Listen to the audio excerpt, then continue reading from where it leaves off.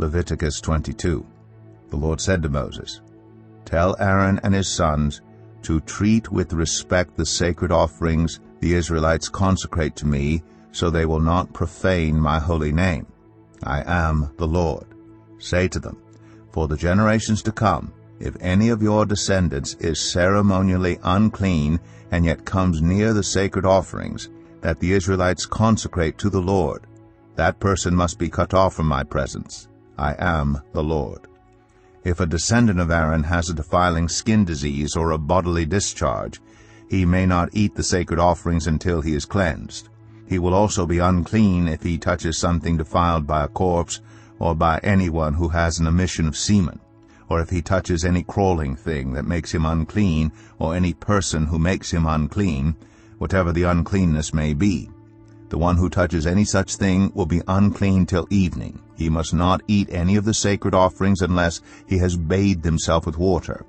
When the sun goes down, he will be clean, and after that he may eat the sacred offerings, for they are his food. He must not eat anything found dead or torn by wild animals, and so become unclean through it. I am the Lord. The priests are to perform my service in such a way that they do not become guilty and die, for treating it with contempt. I am the Lord who makes them holy. No one outside a priest's family may eat the sacred offerings, nor may the guest of a priest or his hired worker eat it. But if a priest buys a slave with money, or if slaves are born in his household, they may eat his food. If a priest's daughter marries anyone other than a priest, she may not eat any of the sacred contributions. But if a priest's daughter becomes a widow or is divorced, yet has no children, and she returns to live in her father's household as in her youth, she may eat her father's food. No unauthorized person, however, may eat it. Anyone who eats a sacred offering by mistake must make restitution to the priest for the offering and add a fifth of the value to it.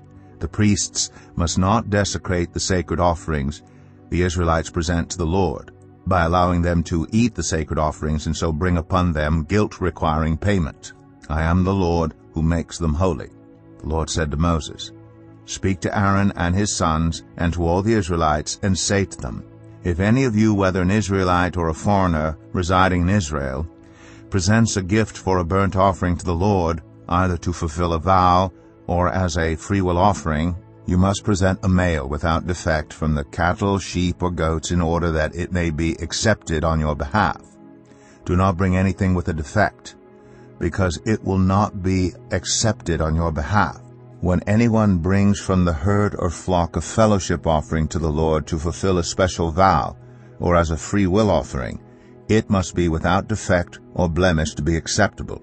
Do not offer to the Lord the blind, the injured, or the maimed, or anything with warts or festering or running sores. Do not place any of these on the altar as a food offering presented to the Lord.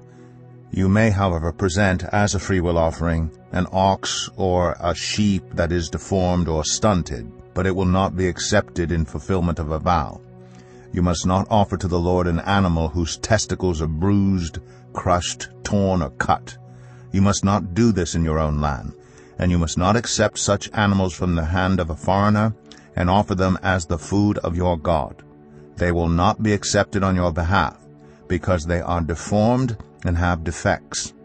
The Lord said to Moses, when a calf, a lamb, or a goat is born, it is to remain with its mother for 7 days. From the 8th day on, it will be acceptable as a food offering presented to the Lord. Do not slaughter a cow or a sheep and its young on the same day. When you sacrifice a thank offering to the Lord, sacrifice it in such a way that it will be accepted on your behalf. It must be eaten that same day. Leave none of it till morning. I am the Lord.